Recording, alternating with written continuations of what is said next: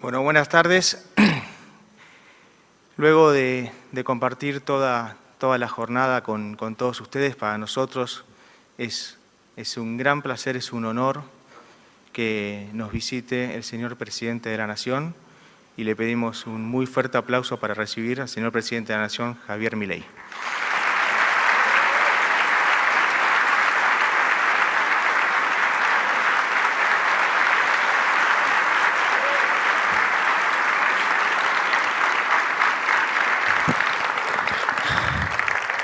Buenas tardes.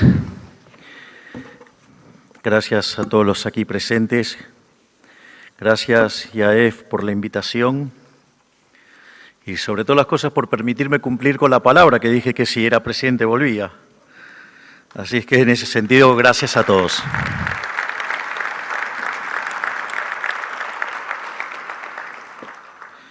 Básicamente la charla que tengo preparada es lo que es, digamos, nuestro modelo hacia la dolarización, que el nombre básicamente, técnicamente sería una dolarización endógena. En este sentido, la charla va a tener tres partes. La primera parte tiene que ver sobre la naturaleza del dinero, porque pareciera que algunos economistas se olvidaron esencialmente de dónde apareció el dinero, cómo apareció el dinero, cuáles son las funciones del dinero, porque esto tiene características e implicancias muy fuertes en términos de cómo uno piensa la existencia del dinero y su incorporación en la economía. Una vez que tenga cerrado esa cuestión de índole conceptual, la segunda parte de la charla tiene que ver con la inclusión del dinero dentro de un modelo de equilibrio general, cómo funciona una economía con esto, y ahí también me voy a detener en algo que se supone que los economistas deberían saber y no saben, y me consta, que es el problema del ancla nominal. De esa manera voy a discutir distintas formas de cómo anclar el nivel de precios. Y finalmente voy a estar abordando nuestro concepto de dolarización endógena. Entonces, que obviamente que para explicar, digamos, la cuestión de la dolarización endógena, lo que tiene que ver con los tiempos, los pasos y demás, tiene que ver con la enorme tarea que está llevando a cabo, digamos, Toto Caputo, Pablo Quirno, Santiago Bausili y todo su equipo, que es un verdadero lujo y un honor poder tener a semejantes profesionales trabajando conmigo para sacar adelante a este país. En ese sentido, digamos, si no hubiera dinero, digamos, estaríamos en lo que se llama en una economía de trueque. Ahora, en la economía de trueque, digamos, ustedes derivan funciones de demanda, pero hay algo que es muy importante porque esto tiene que ver con la contaminación intelectual que generó el keynesianismo. Porque básicamente Keynes, que no era economista y que solo había tomado un curso de economía de 6 meses con Alfred Marshall, no entendía cómo, digamos, la diferencia entre los modelos de equilibrio general y modelo de equilibrio parcial.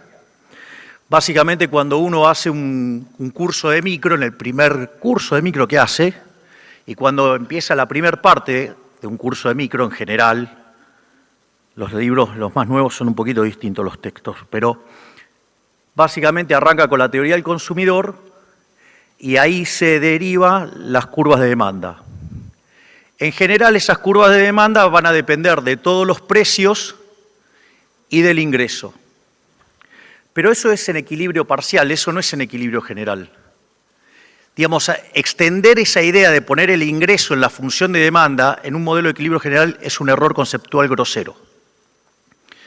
Es decir, cuando ustedes están pensando en un modelo de equilibrio general, ustedes tienen que incorporar el hecho de que sus ingresos van a depender, en una economía de trueque, va a depender de cómo venden e intercambian sus dotaciones, o en una economía que incorpora a la producción la posibilidad de que ustedes trabajen, o sea, que vendan su ocio en el mercado de trabajo y a cambio reciban un salario. ¿Qué es lo que sucede? Con solo contemplar todos los precios de la economía, en la derivación del sistema de las cantidades, ustedes van a determinar cuánto van a percibir por vender sus dotaciones, cuánto van a percibir por vender el ocio en el mercado de trabajo y cuánto van a recibir de beneficios en función de las participaciones que ustedes tengan, digamos, en las firmas. Por lo tanto, digamos, esas funciones de demanda solo van a contemplar precios. Y lo mismo vale para las funciones de oferta. Por lo tanto, las funciones de exceso de demanda de un modelo de equilibrio general tienen dos características. Primero, que no aparece ningún indicador de cantidades, no aparece nunca el ingreso, nunca, no aparece nunca.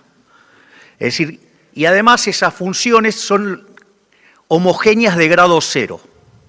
Es decir, dependen de los precios relativos. Y eso además también tiene una contracara de índole matemática, que es la idea de la restricción presupuestaria agregada, lo pueden mirar de esa manera, o como también la ley de Balrach, que si n menos un mercado están en equilibrio, el restante lo está.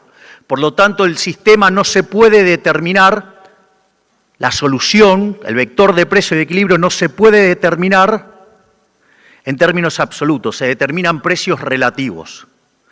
Digo, ese es el primer punto. Ahora, entonces, lo primero que hay que tener en claro es que de ninguna manera un modelo que se llame de ser de equilibrio general puede contemplar en las funciones de comportamiento el ingreso. Digo, eso es una aberración técnica. Entonces, cuando viene algún economista y le dice que hace equilibrio general y le puso en una ecuación de comportamiento el ingreso, empiecen a desconfiar. Lo segundo, digamos, otra aberración que cometió Keynes. Digo, todas estas cosas están en un libro mío que se llama Desenmascarando la mentira keynesiana. En ese, el otro tema es la tasa de interés. Es decir, cuando ustedes vean, digamos, un economista que le dice que hace equilibrio general intertemporal, bueno, primero miren si verdaderamente el modelo es intertemporal, porque probablemente sea de un solo periodo. Si es de un solo periodo, digo, la tasa de interés no tiene sentido como criterio. La tasa de interés existe porque existe el tiempo, no porque hay un banco central fijando la tasa de interés. La tasa de interés tiene que ver con el hecho de pasar el consumo del presente al futuro y viceversa. O si ustedes deciden invertir y entonces pasan la producción del presente al futuro, por ejemplo. Es decir, la tasa de interés existe independientemente de que exista el dinero, existe porque existe el tiempo. Y además, la tasa de interés no es cualquier cosa. En realidad, la tasa de interés básicamente es el precio relativo de los bienes presentes en términos de los bienes futuros. Eso es la tasa de interés. Por eso es cuando, en algunos textos, no en todos, cuando ustedes pueden determinar la tasa de interés, que también se llama tasa de interés vixeliana, está determinada por la interacción del ahorro y la inversión. Ahora, ¿qué es el ahorro? El ahorro es el consumo futuro. Entonces, cuando la tasa de interés sube, significa que los bienes presentes son más caros que los bienes futuros. Por lo tanto, ¿ustedes qué van a sustituir? Consumo presente por consumo futuro. Por eso, cuando la tasa de interés sube, el ahorro aumenta. Al mismo tiempo, si la tasa de interés bajara, significa que los precios futuros son más altos que los presentes. En ese contexto, ¿qué le convendría hacer a una empresa? En lugar de vender hoy, vender más mañana. ¿Eso cómo se llama? Ese paso de la producción de hoy al mañana. Eso se llama inversión. Y ahí ustedes tienen las tradicionales curvas de ahorro creciente en tasa de interés, de inversión decreciente en tasa de interés, y esa interacción determina la tasa de interés. Y la tasa de interés es un mecanismo de coordinación intertemporal que no tiene nada que ver con la existencia del dinero.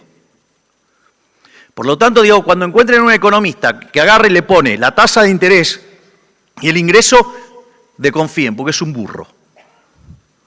Primer reflexión sobre esto.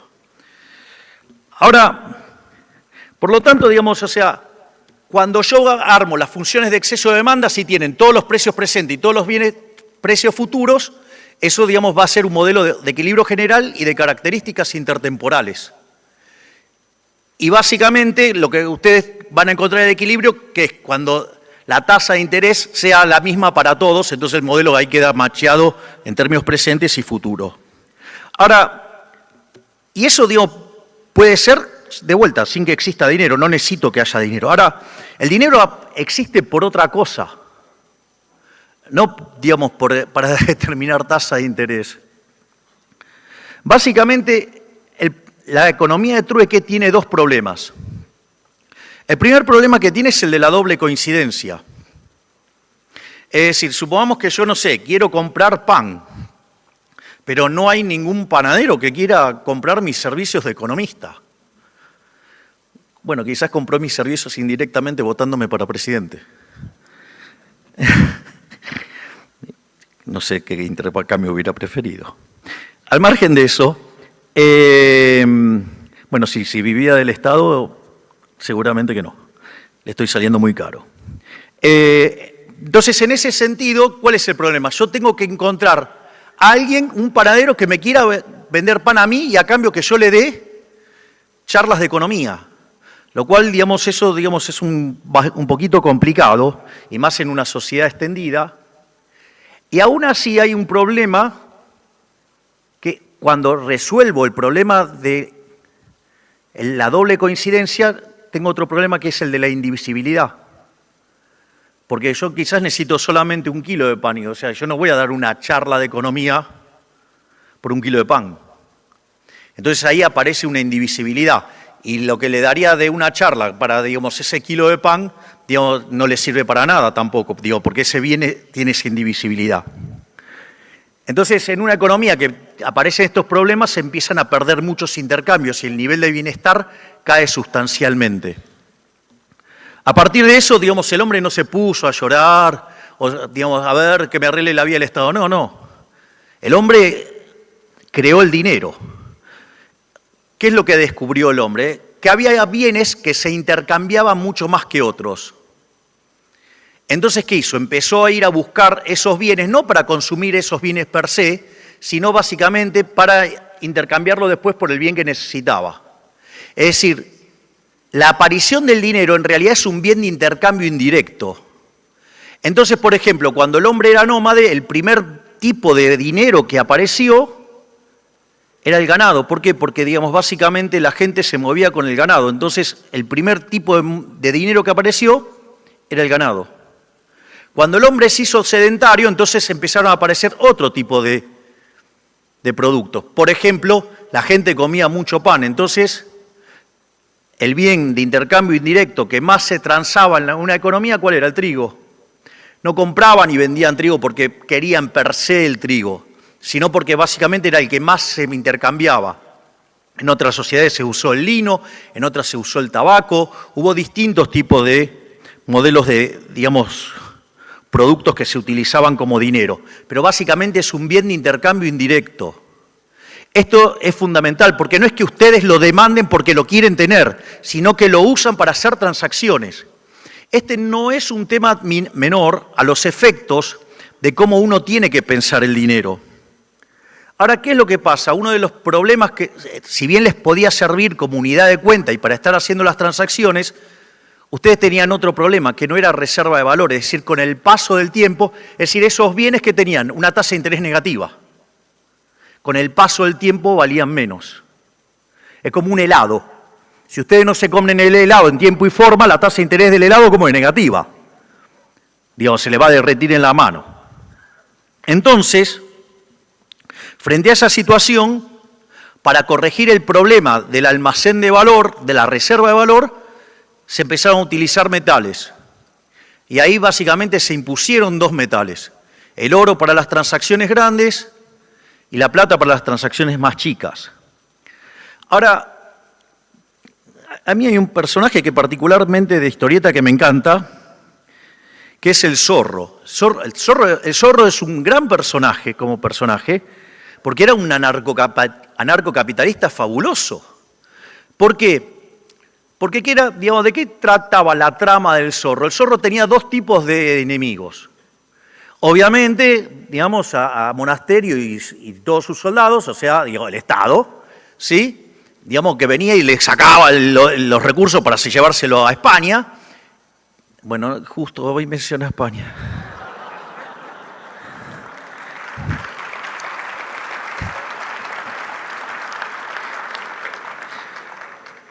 Igual ya lo tengo match point a Pedrito.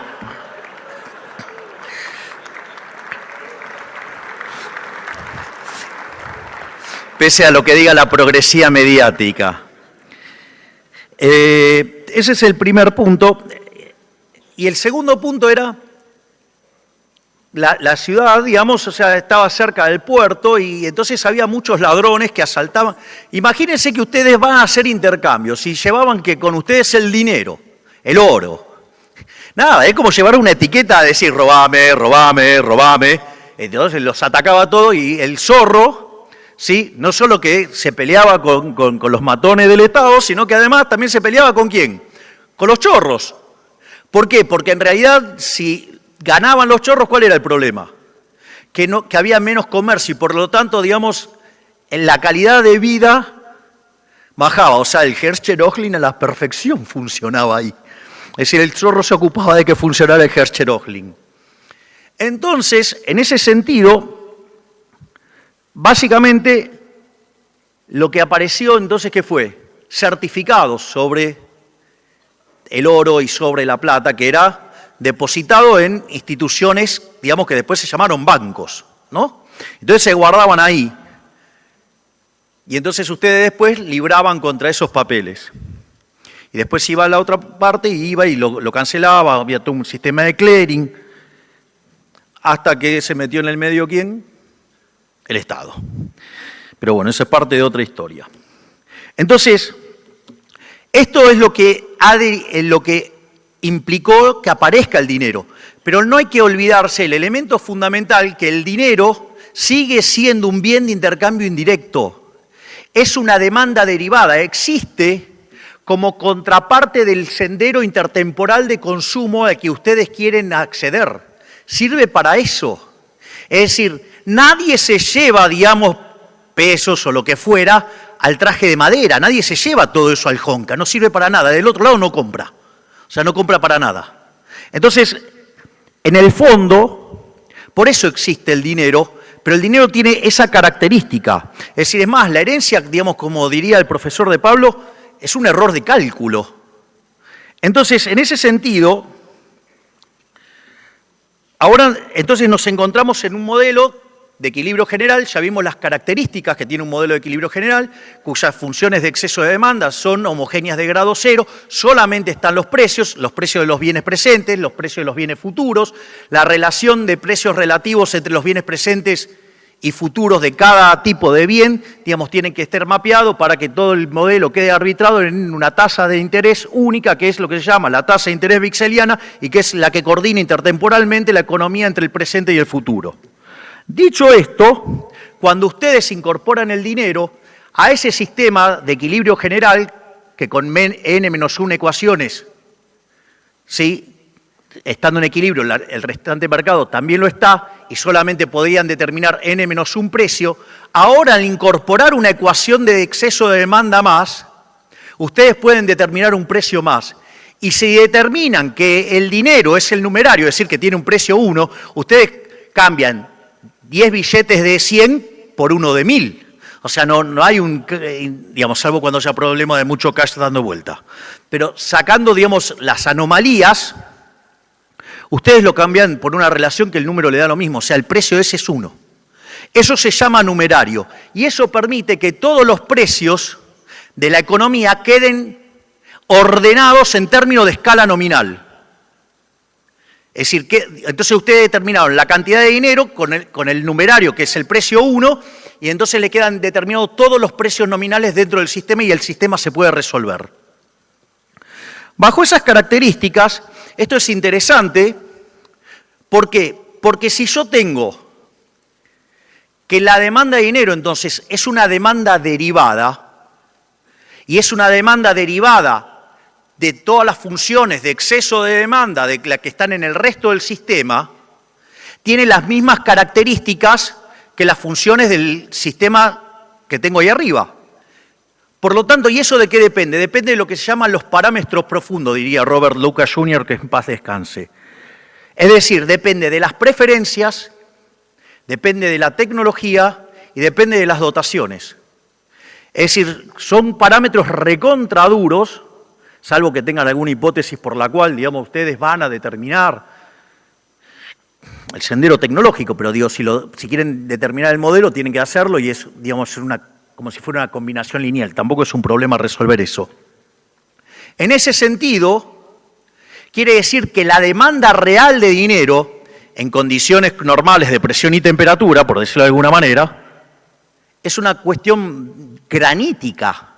Es prácticamente una constante que tiene que ver con el sendero es decir, la función de demanda de dinero real depende del sendero de consumo a lo largo de toda la historia, desde hoy hasta el fin de la humanidad, vendría a ser. Y eso básicamente es una cuestión absolutamente granítica. Y eso, en equilibrio, es igual a los saldos reales, es decir, la cantidad nominal de dinero dividido el nivel de precios.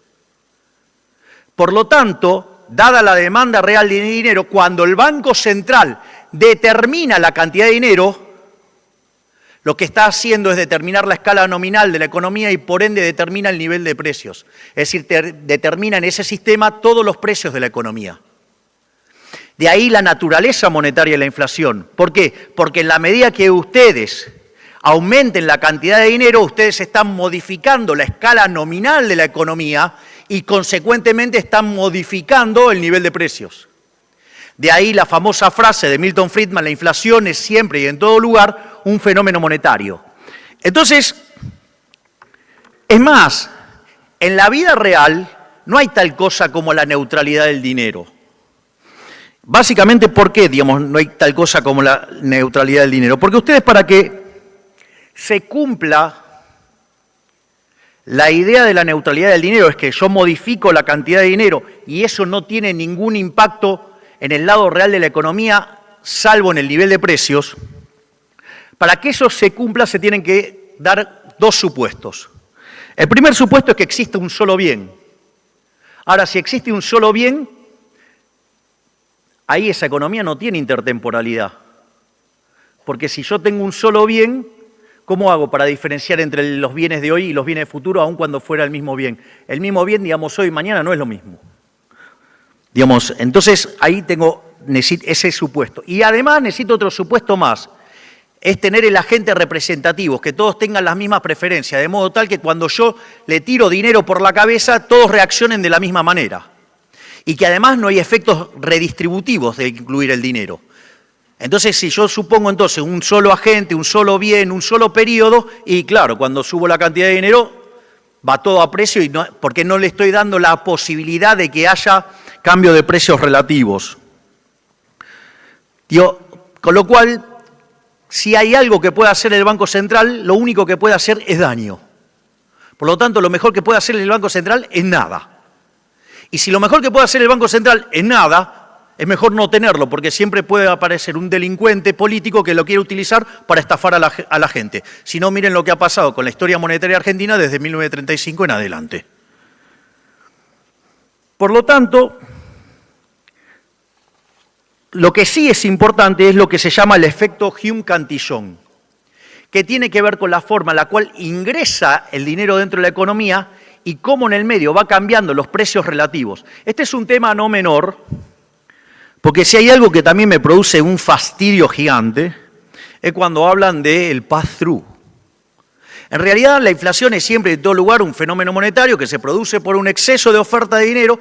Cuando se genera ese exceso de oferta de dinero, ya sea o porque subió la oferta o porque cayó la demanda, pasaron las dos cosas a la vez, pierde poder adquisitivo el dinero. Y todos los precios en unidades monetarias suben. Ahora, ¿qué es lo que pasa? Como el dólar es un activo financiero, sube primero. Y después suben los otros precios. Eso, digamos, quien mejor, la mejor expresión de eso, o la mejor explicación, es lo que se llama el efecto Hume-Cantillon. Y eso se puede hacer y se puede mirar con el tipo de cambio, el dinero y cómo se mueven. Entonces, supongamos, por ejemplo, no sé, un shock en el cual cae la demanda de dinero. Si la gente ahora se quiere desprender del dinero, ¿cómo actúa generalmente la caída de la demanda de dinero en Argentina. Yo demando menos dinero y paso a demandar, ¿qué? Dólares. Entonces sube el precio de la moneda extranjera, el precio del dólar, sube el tipo de cambio, ¿sí? Tengo una devaluación. Atrás de eso, ¿qué me pasa? Me sube el precio de los transables. Atrás de eso me suben los precios mayoristas, atrás de eso me suben los minoristas y por último me suben los salarios. Es decir, que en el medio yo genero una brutal redistribución del ingreso en favor del sector transable y en franco detrimento del no transable más atrás de la cola de todo, que es el trabajo. Por lo tanto, ahí tienen, ¿qué pass-through? No hay pass-through, es un problema de dinámica de cómo ajustan los precios. Es decir, el pass-through es, digamos, el análisis del pass-through es un abuso del uso de la matemática. A mí me encanta cuando viene el economista y dice, no, bueno, lo que pasa es que el pass-through es muchísimo más alto cuando hay inflación más alta y es más bajo cuando hay inflación más obvio. Digo, es un problema de abuso de la estadística. Ese es un caso. El otro caso es cuando se genera el exceso de oferta por impulso a la oferta. Entonces ustedes ahora inyectan dinero, entonces ¿qué es lo que le va a pasar? Primero, ¿qué va a pasar? Le van a subir los precios minoristas.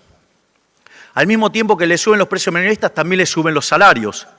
Eso hace que se deterioren las cuentas externas y al mismo tiempo también le suben los mayoristas. Y después de eso terminan devaluando. Es decir, que no es, digamos, fíjense que ahí, digamos, el pass-through, entonces, ¿cómo es? Funciona al revés, o sea, ¿cómo anda? ¿Cómo lo explican? Aparte, imagínense que ustedes generan un problema por el exceso de oferta de pesos y entonces después, digamos, que devaluaron por el exceso de oferta de pesos ese, digan, no, bueno, ahora tengo que corregir el tipo de cambio real porque en realidad mirando ese número, ¿qué? Digo, yo para que vean, digamos, la cantidad de errores que se cometen analíticamente. Entonces ahora, digamos, vamos al problema, ahora entramos en la segunda parte, que es el problema del ancla nominal. El ancla nominal, básicamente, tienen 4 formas de determinar el ancla nominal. Una es fijar la cantidad de dinero.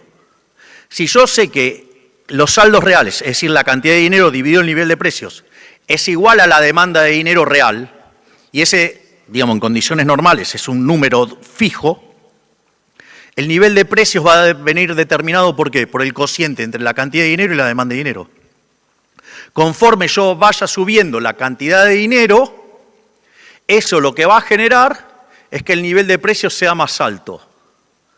Ahora, si ustedes además esto lo hacen de manera sistemática, como van a estar generando inflación de manera permanente, eso lo que va a hacer es peor todavía, porque entonces va a hacer que la tasa de interés nominal ahora escale con la inflación, y eso va a obligar a que haya un salto, no solo que van a tener inflación más alta, sino que además en el medio, con la caída de la demanda de dinero por una inflación más alta, tienen un salto además en el nivel de precios. Por ende, al final tienen menos saldos reales en la economía, por ende tienen menos de un bien, por ende están peor. Es decir, con lo cual, no solo que el dinero no es neutral, sino que además tampoco es superneutral. Y que cuando ustedes hacen esto, como además generan efectos redistributivos, afectan a las decisiones de ahorro y de inversión. Y cuando hacen eso, modifican la tasa de interés. Y cuando modifican la tasa de interés, modifican la estructura de capital. Y cuando hacen eso, además, modifican toda la demanda de trabajo. Entonces, claro, digo, cuando ustedes, digamos, terminan de hacer un efecto expansivo y dejaron toda la estructura de la economía desequilibrada, claro, el día que estabilizan y van a romper capital en un lado, en otro, y se va a tener que recomponer en otro lado. Consecuentemente, en la transición, y sí, van a generar desempleo. No, porque ahora, digamos, que estamos bajando la inflación, ahora cuál es el problema, y sí, se genera desempleo. Y claro, obvio. Digamos, si estamos limpiando la basura que se hizo durante los últimos 20 años, por no decir desde 1935 en adelante. Entonces, ese es el caso del ancla nominal cuando ustedes fijan la cantidad de dinero. Entonces, si yo fijo la cantidad de dinero, lo que estoy haciendo es determinar el nivel de precios. Y si yo venía de emitir, digamos, 28 puntos del PBI y 3 en el último año, y claro, el día que ustedes fijen la cantidad de dinero, ¿qué es lo que va a pasar? Con todos los rezagos que van a tener. Y sí, van a tener inflación. Sí, claro, y sí. Sí, digo, porque tiene que ver con los rezagos. Se están reacomodando todos los precios a la luz del desastre monetario que se hizo los últimos 4 años, en especial en el último año donde se emitieron por el equivalente de manera directa e indirecta 13 puntos del PBI. Ese es el primer. Ahora, después hay otra forma de anclar el nivel de precios, que es fijando el tipo de cambio. Si ese, digamos, es el que más se ha usado regularmente en Argentina, y de hecho el programa más exitoso de la historia argentina fue la convertibilidad, que era básicamente anclar el tipo de cambio. Cuando ustedes fijan el tipo de cambio, dado que somos un país pequeño, por ahora, abrazando la silla de la libertad, vamos a volver a ser un país grande, pero por ahora vale los supuestos de país pequeño, ustedes van a tener el nivel de precios internacional dado. Por lo tanto, dado el tipo de cambio, dado los precios internacionales, eso le determina el nivel de precio local. Y obviamente, dadas esas dos cosas que están fijas, el nivel de precios local tiene que ser fijo también. Y si tengo fijo el nivel de precios y la demanda de dinero, por ende, ¿qué es lo que sale por default? ¿Qué es lo que sale endógenamente? La cantidad de dinero. La cantidad de dinero dentro de la economía va a estar determinada básicamente por la demanda de dinero. Por eso, digamos, quien mejor lo explica y quien más claridad tiene sobre esto es Arriazu. Es una de las personas que mejor entiende esto. ¿Por qué? Porque queda determinado endógenamente y básicamente, solamente cuando ustedes se emiten contra demanda de dinero, eso no es inflacionario. O al menos no genera que pierda poder adquisitivo el dinero. Son formas de mirarlo, para mí el problema es el señoriaje, pero más allá de eso, el punto es que si ustedes se emiten contra demanda de dinero, ustedes no tienen problemas de inflación, por decirlo de alguna manera. Y eso, en la convertibilidad se vio con muchísima claridad, porque ustedes se emitían básicamente contra demanda de dinero. Y eso lo que permitió es que rápidamente bajen los precios. Igual ahora después, sí lo hago ahora. Hay diferencias entre el programa que estamos haciendo nosotros y la convertibilidad, porque básicamente la convertibilidad, es cierto, bajó la inflación más rápido que nosotros. Ese es un punto, yo no lo niego. Pero, básicamente pasaron algunas cosas en el medio. Antes de la convertibilidad hubo 2 hiperinflaciones. La de Alfonsín, más o menos 5.000% de mayorista, y la de Menem, después del plan Mungibor y el plan Herman, no sé cuántas versiones hubo 2 hiperinflaciones. Eso no es menor, porque eso lo que hace es destrozar los agregados monetarios. Por lo tanto, cualquier esquema que ustedes fijaran del tipo de cambio, ¿qué pasa? Ustedes tenían un montón de demanda de dinero para adelante, con lo cual, esa propia dinámica de la demanda de dinero los iba a poder ayudar a anclar el nivel de precios, al margen de que fijaron el tipo de cambio. Ese es el primer punto. El segundo punto es, una de las cosas que nosotros estamos haciendo, y parece que muchos se les pasa por alto, es que nosotros estamos estabilizando sin violentar los derechos de propiedad. El trabajo del señor Kirno, que está acá, y el trabajo del señor Bausili, que no sé si está, ¿dónde lo dejaron? A Santiago. Básicamente lo están haciendo sin violentar el derecho de propiedad. Porque quizás no lo recuerdan, eran chicos, pero hubo algo que se llamó Plan Bonex. Y de hecho, una sarta de mentirosos econochantas se la pasaron diciendo que nosotros íbamos a expropiar. Y lo más interesante es que estamos tardando más en la estabilización, básicamente porque hemos decidido no expropiar. Y tampoco podemos determinar cuándo vamos a terminar con este proceso, porque como es un proceso de mercado y el mercado es la decisión de los individuos, dependemos de cómo decidan los individuos. Por ende, no podemos determinar la velocidad del día. ¿Qué día abrís el cepo? No lo sé. Porque como lo estamos haciendo mercado, lo determina la gente. ¿Está claro? Y además, tampoco fijamos ningún precio, como será el tipo de cambio, y tampoco, llamamos a los empresarios para que, no tocaran los precios. Dicho sea de paso, sí hacemos un esfuerzo enorme, y Toto, en eso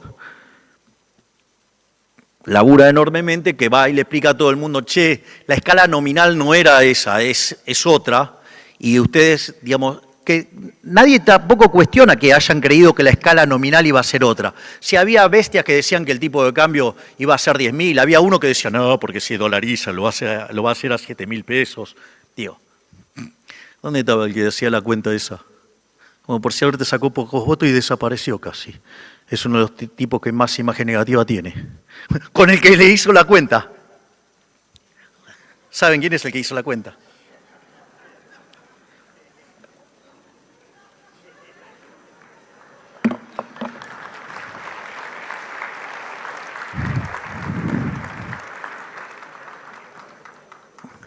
Ese es otro de los modelos. Otra forma que ustedes lo pueden hacer es con lo que se llama el patrón mercancía. El patrón mercancía es fijando el nivel de precios. Entonces, evidentemente, fijando el nivel de precios, dada la demanda de dinero, obviamente que el dinero le queda endógeno, digamos, en la metodología o terminología de Olivera, se llama patrón mercancía. Este esquema sirve para pensar si tienen una mente dirigista y en esa mente dirigista ustedes quieren controlar precios. Es decir, para los que les gusta controlar precios, este modelo es anillo al dedo porque, digo, ¿qué hace? Fija los precios. De hecho, digamos, el Plan Austral, una de las cosas que hizo no solo fijó el tipo de cambio, sino que además fijó ¿qué otra cosa? Hizo un control de precios. Y de hecho, digamos, la convertibilidad, digamos, fijó el tipo de cambio, lo hizo por ley, y también llamaron a los empresarios para que entiendan que ese era el tipo de cambio. Ninguna de las cosas de esas nosotros no hacemos ninguna. Entonces ahora ustedes, entre el nivel de precios y la demanda de dinero, van a determinar entonces la cantidad de dinero en la economía. Después hay otro modelo que es cuando ustedes fijan la cantidad de dinero mirando los salarios. Obviamente que se llama patrón trabajo y básicamente se asume una estructura de mercado concentrada de modo tal que los precios sean un markup de los salarios. Entonces, una vez que ustedes determinan el markup de los salarios, determinan los precios, dados los precios y dada la cantidad de dinero, la demanda de dinero, se determina la cantidad de dinero. Es decir, también queda endógena la cantidad de dinero. Este modelo combinado con el anterior, o en alguna combinación con el anterior, ya sea el patrón mercancía o el patrón trabajo, entre esos dos se suele utilizar mucho para lo que son los modelos de puja distributiva. Ahora, lo importante es entender que la inflación en todos estos modelos sigue siendo un fenómeno monetario. Porque básicamente, ya sea porque subieron los precios o porque subieron los salarios y como que subieron los salarios y después suben los precios, eso es lo que dispara el dinero endógeno. Que en los modelos de dinero endógeno que se suelen estudiar en Argentina, como por ley de Walras, si n menos un mercado está en equilibrio, el restante lo está, omite el mercado de dinero. Pero eso no quiere decir que no sea un fenómeno monetario. Es un fenómeno monetario. Porque de hecho, endógenamente, el modelo convalida monetariamente todo el tiempo. Por lo tanto, aquellos que hablan de inflación multicausal utilizando estos modelos también son otros brutos. Y ni da cuento si agarran y le dicen que una brecha de 60% está bien y después se queja del cepo. Todos sabemos de quién estoy hablando. Con lo cual, ahí tienen todos los modelos básicamente de ancla nominal. Es más, el inflation targeting tiene un problema que es ¿cuál? Que no tiene ancla nominal. Que es lo que en la terminología Olivera se llama patrón crédito. Ahí tienen dos tipos de problemas. Hay un problema que en un modelo de equilibrio general eso no tiene sentido porque, miren, ¿estamos de acuerdo en que Moreno era un villano? ¡Ey! ¡Vamos! Bien, ok, gracias. Si no, digamos, teníamos que empezar a sacar el GPS. Bueno, querer controlar la tasa de interés es peor. Porque significa que yo quiero controlar no solo los bienes presentes, como hacía Moreno, sino además quiero controlar los bienes futuros. y creer que le voy a pegar a la tasa de Vixeliana, digo, implica un nivel de arrogancia verdaderamente monstruoso. Bueno, el problema del inflation targeting, digo, primero que, de vuelta, la tasa de interés ya vimos que no tenía, con lo cual es un enjuague keynesiano en un modelo raro que no tiene nada que ver con el modelo de equilibrio general. Y si ustedes hacen eso, ¿cuál es el problema? Que necesitan ahora controlar todos los precios. Y además, en la lógica de ese modelo, no pueden anclar la cantidad de dinero.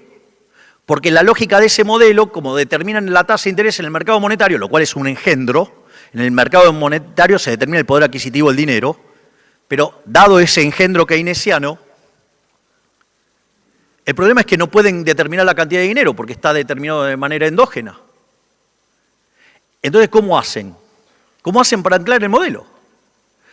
Básicamente lo que necesitan es tener anclado, entonces, las expectativas. Entonces, cuando ustedes tienen ancladas las expectativas, dados los precios presentes pueden determinar los futuros, con eso determina la demanda de dinero, al determinar la demanda de dinero queda determinada la cantidad nominal de dinero y dado eso determina el nivel de precios.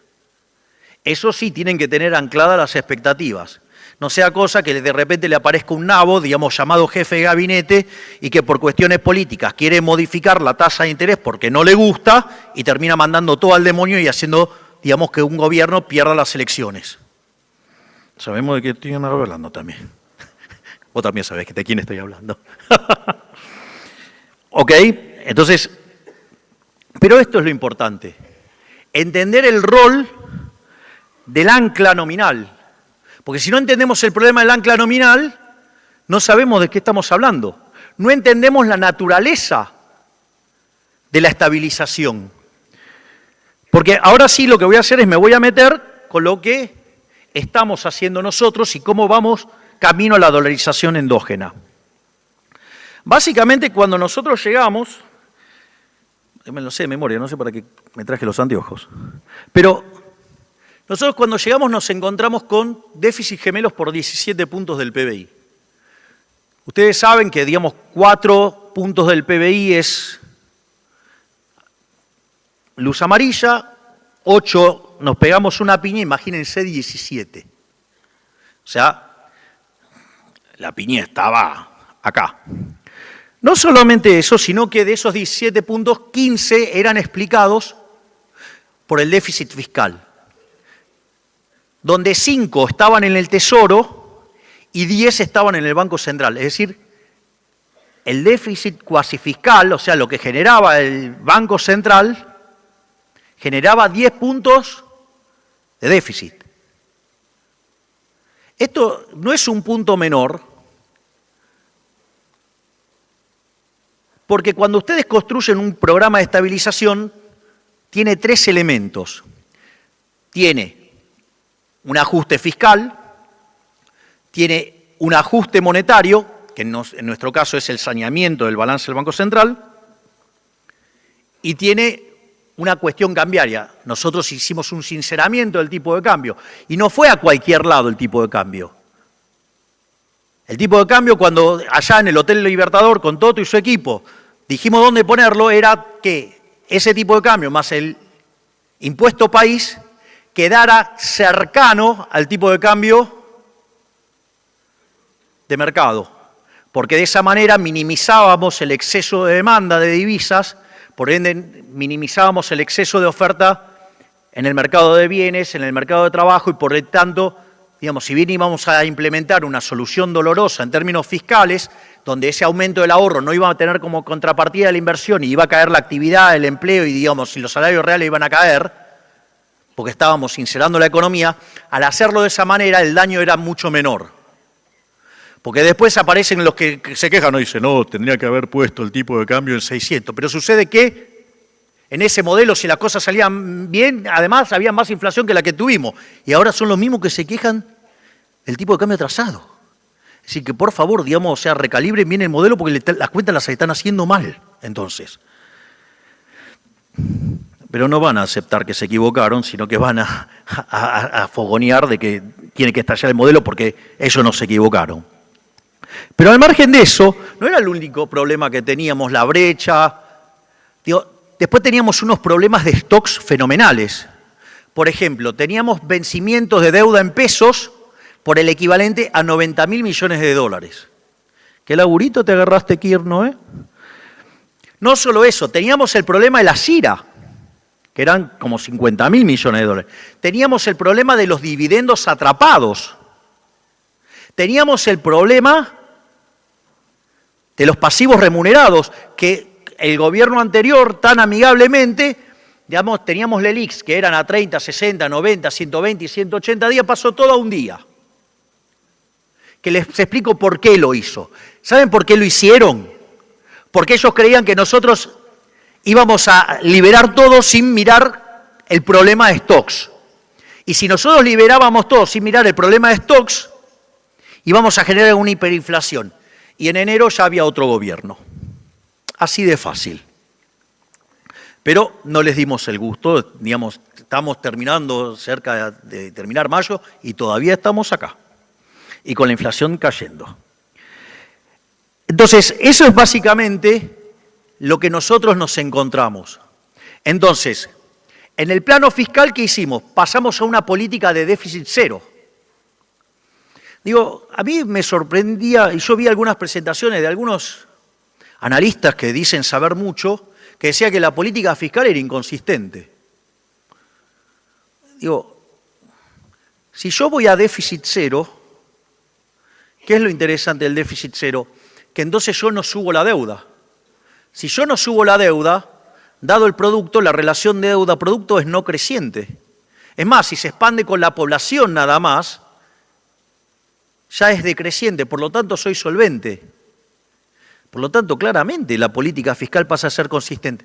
Piensen que de tener caído el acuerdo con el Fondo Monetario Internacional, por lo tanto teníamos un problema enorme de 25.000 millones de dólares que vencían, mayoritariamente con multilaterales, teniendo el acuerdo caído con el fondo.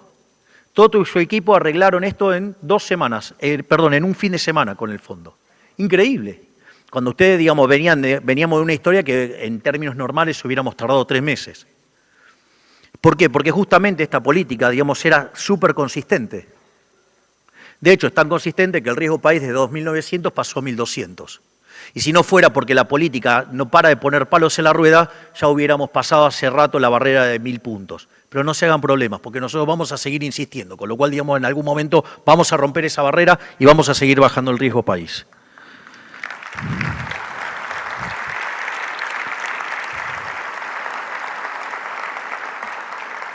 Es más, cuando nosotros decíamos que íbamos a hacer este ajuste, todos decían que era imposible, que no se podía ajustar más de un punto.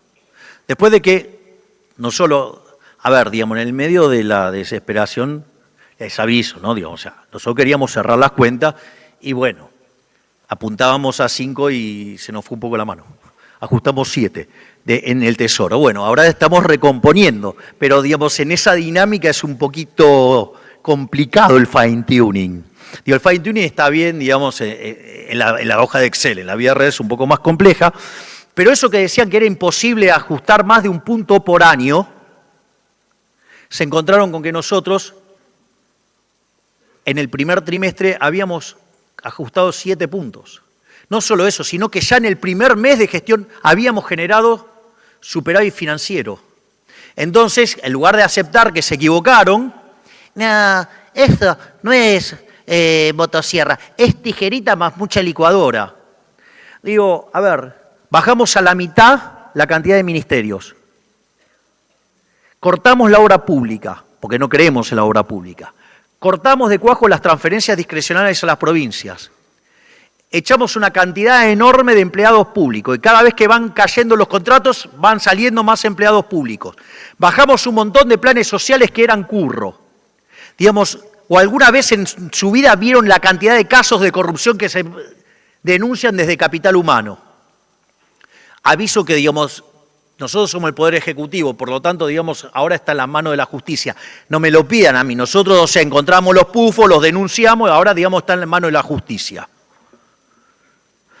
Entonces, ¿qué no hubo motosierra? Hubo tremenda motosierra. Y después le explico algo. Cuando la licuadora es permanente, también es motosierra. Entonces, aquellos que decían que no se podía hacer un ajuste más de un punto de PBI, entonces ahora ¿qué hacen? No, porque el problema ahora es la calidad del ajuste.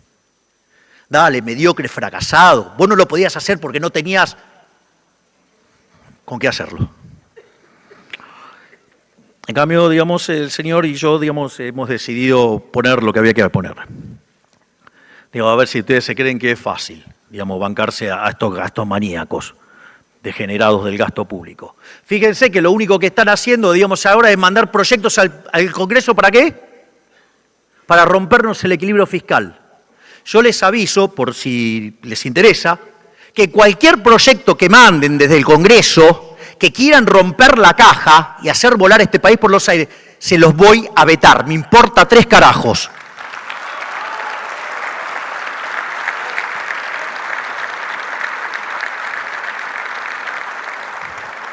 Que obviamente lo van a hacer con fines electoralistas para tratar de esmerilarnos electoralmente. Pero le vamos a explicar a la gente lo que está haciendo. Miren cómo le salió el tiro por la culata cuando fueron con el tema de una causa noble de las universidades, y después la gente se dio cuenta de cómo se prostituyó una causa con una mentira y en la cual se prendió toda la casta política y terminó en una foto todo el tren fantasma. Principio de revelación. Digamos, aparte lo estamos exportando ahora el principio de revelación. Y lo bien que trabaja. Entonces, la otra cosa que fue muy importante en todo esto es el saneamiento del Banco Central. Digamos, una de las cosas que publicó hace poco el Banco Central fue el desastre que causó el kirchnerismo en esta última etapa que estuvo. Es decir, rompieron el balance del Banco Central en 45.000 millones de dólares. Lo quebraron. No es un tema menor quebrar el Banco Central. Porque, digo, ¿se acuerdan de alguien el de la metáfora gastronómica? Decir que el Banco Central está quebrado no es un chiste. Porque entonces, si yo tengo el Banco Central quebrado, ¿cuál es el problema?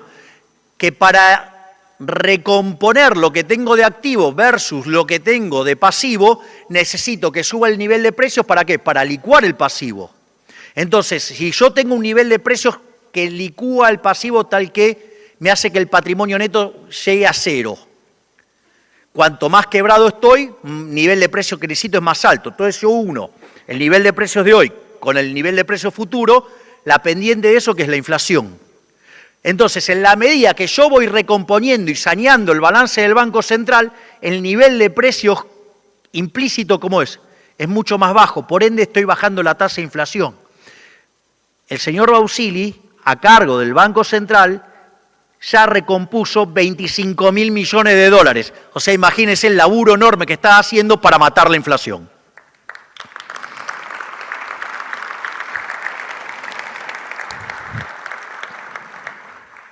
Pero no es la única porquería que nos dejaron ahí. Tenemos otros problemas. Uno de los problemas que tenemos es que tenemos emisión endógena por 2 mecanismos bastante perversos. Uno es la remuneración de pasivos remunerados, que son, digamos, los PASES.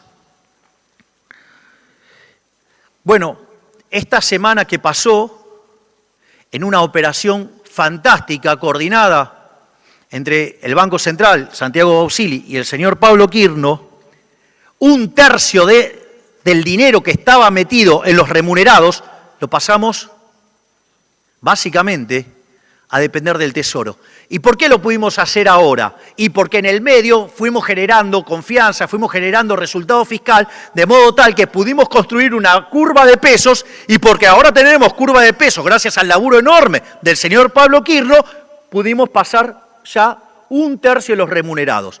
Entonces, en la medida que vayamos bajando la tasa de interés y pasemos remunerados del Banco Central al Tesoro, de esa manera vamos a terminar eliminando uno de los mecanismos de emisión endógena. El otro mecanismo es un mecanismo perverso, que es el de los puts, digamos, donde ahí hay corresponsabilidad con el Fondo Monetario Internacional, porque como no querían financiar al fisco, preferían el riesgo de crédito del Banco Central y inventaron ese monstruo de los puts. Entonces, cuando terminemos con los remunerados, cuando terminemos con el problema de los puts, que ya lo estamos encaminando, se va a terminar y avancemos en la reforma del sistema financiero, se termina la emisión por sector financiero. Como tenemos equilibrio fiscal, financiero, no necesitamos emitir por el fisco. Y por ende vamos a dejar el tipo de cambio libre y no emitimos más.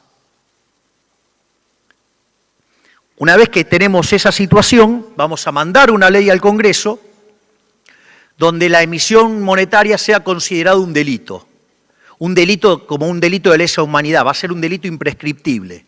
Entonces, si emitimos dinero, va a ir preso el presidente del Banco Central, todo el directorio, el presidente de la Nación, el ministro de Economía y diputados y senadores. Es decir, todos los que laburen para emitir dinero van a ir todos presos.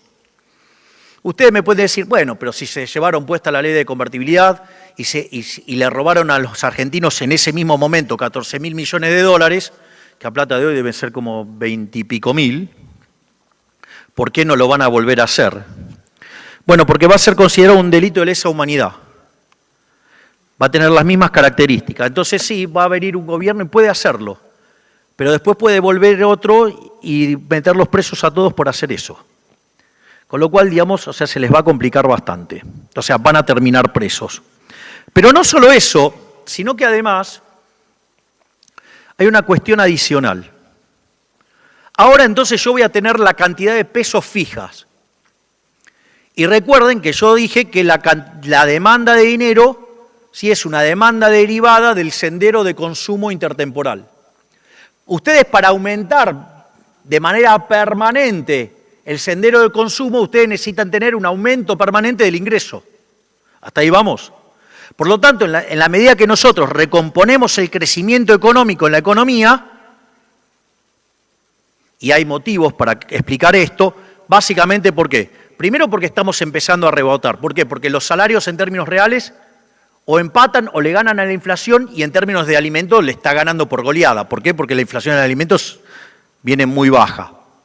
Segundo, porque después de 20 años de populismo salvaje castigando el capital, se comieron el capital. Al comerse el capital, el valor del producto marginal del capital, que en términos financieros, si ustedes quieren, la TIR del flujo de fondos de la firma, o si quieren, digamos, dado un WACC, el BAN del flujo de fondos de la firma es positivo y muy grande, dado todo el capital que se comieron. ¿Qué es lo que pasa?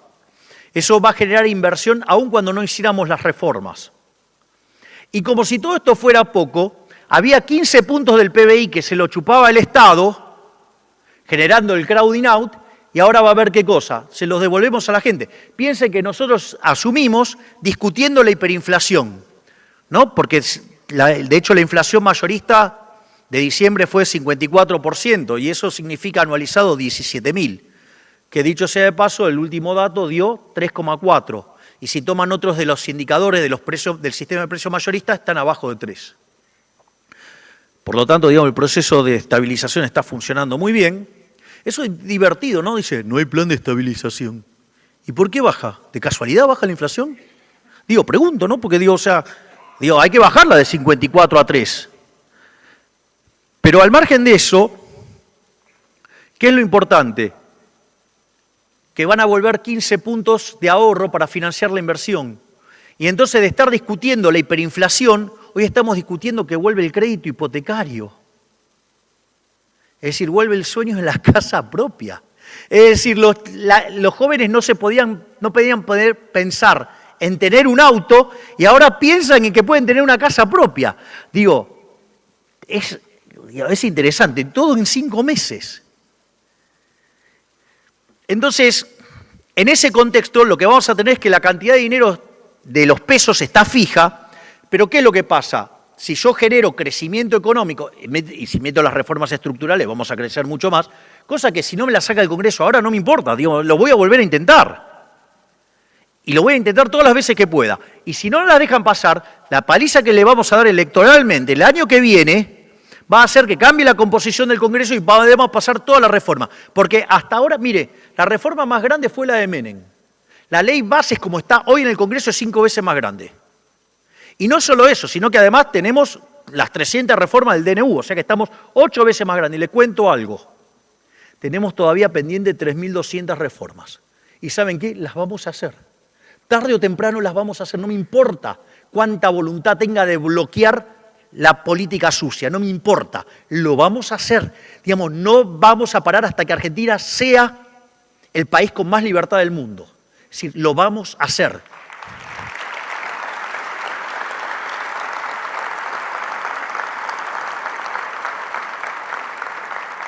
Por lo tanto, en la medida que la economía crezca de manera permanente y eso implique un aumento permanente del consumo, la contracara es que me va a aumentar la demanda de dinero. Entonces, ¿cuál es el problema que yo tengo ahora si dejé fija la cantidad de dinero? Es que como tengo el tipo de cambio flexible, la moneda se va a apreciar. Pero también otra cosa que puede pasar, y va a pasar, ¿cómo se resolvía el aumento de la demanda de dinero en convertibilidad? La gente iba y le vendía los dólares al Banco Central y así inyectaban los pesos. De hecho, hablábamos de ese mecanismo endógeno. Bueno, pero ahora no vamos a emitir. ¿Cómo hacemos entonces? Vamos a permitir la competencia de monedas. Entonces, supongamos, solo para hacerlo fácil ahora, que se puede utilizar el dólar. Y permitimos que se use el dólar como otra moneda más. Conforme aumente la demanda de dinero, la única forma de monetizar la economía, ¿cómo es? Con los individuos metiendo los dólares adentro de la economía. Entonces, ¿qué es lo que va a pasar? Se van a encontrar con una situación que los pesos están fijos y una economía que crece cada vez tiene más dólares. Y cada vez tiene más dólares, siempre los mismos pesos. Y hacen las transacciones en la moneda que ustedes quieran. Consecuentemente, el peso pasa a ser algo así como una pieza de museo. Y cuando es muy chiquitito respecto a la cantidad de dólares, ¿qué creen que vamos a hacer? Vamos a dolarizar. Y ahí va a desaparecer el peso. Y la dolarización en un sistema de competencia de moneda, porque hay gente que le tienen miedo, no, porque en realidad la apreciación y que no sé qué cosa. Basta de miedo, digo, tanto miedo a la libertad, tanto miedo a los precios. Va a haber competencia de monedas. Entonces ustedes van a poder usar, ¿vieron que algunos hablan de canasta de monedas? Bueno, ustedes van a poder usar las monedas que quieran, pueden usar, digamos, el dólar, pueden usar el yen, pueden usar el renminbi, pueden usar la libra esterlina, el franco suizo, eso es lo que se les da la gana, a mí me da lo mismo, usan la moneda que se les da la gana, no me importa, usan cualquiera. Por lo tanto, digamos, ahí tendrían un modelo de canasta de monedas, pero en lugar que la determine un burócrata las ponderaciones, ¿quién la va a determinar? El mercado, lo van a determinar los individuos con sus decisiones de comprar y vender en la moneda que se les dé la gana. Pero la verdad es, ¿por qué ir a algo tan corto intelectualmente?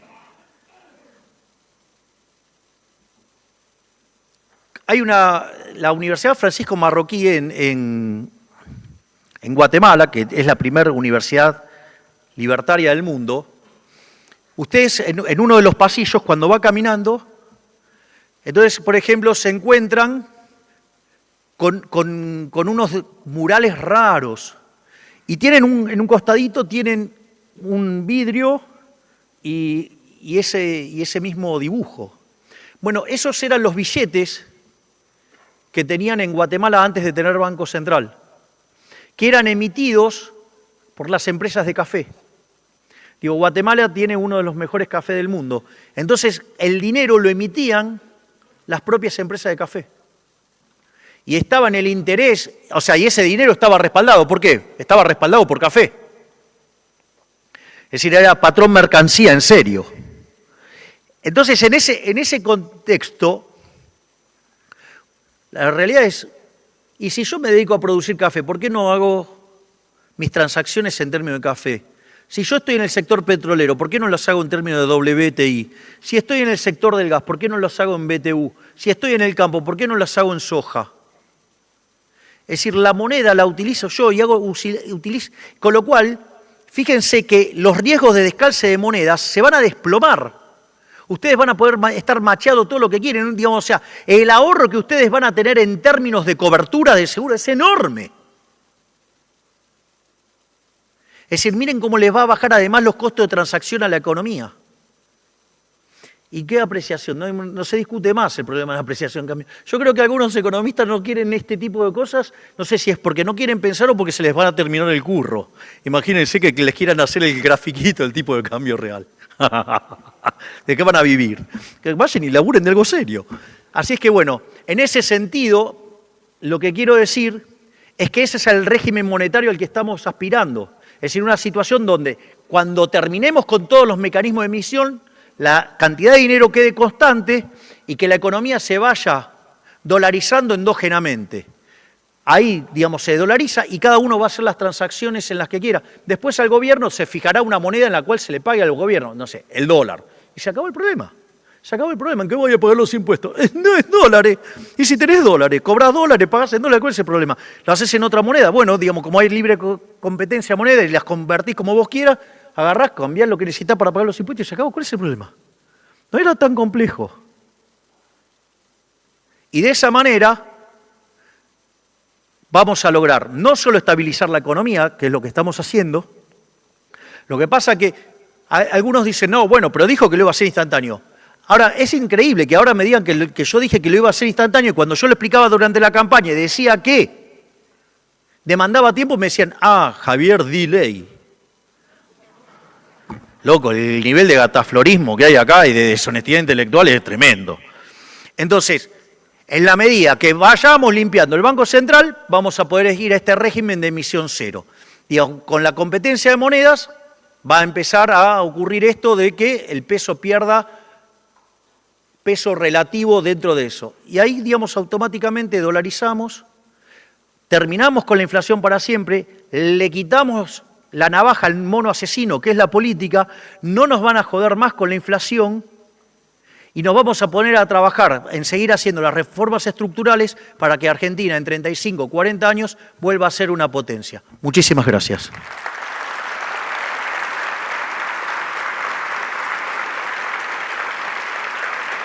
Saludos.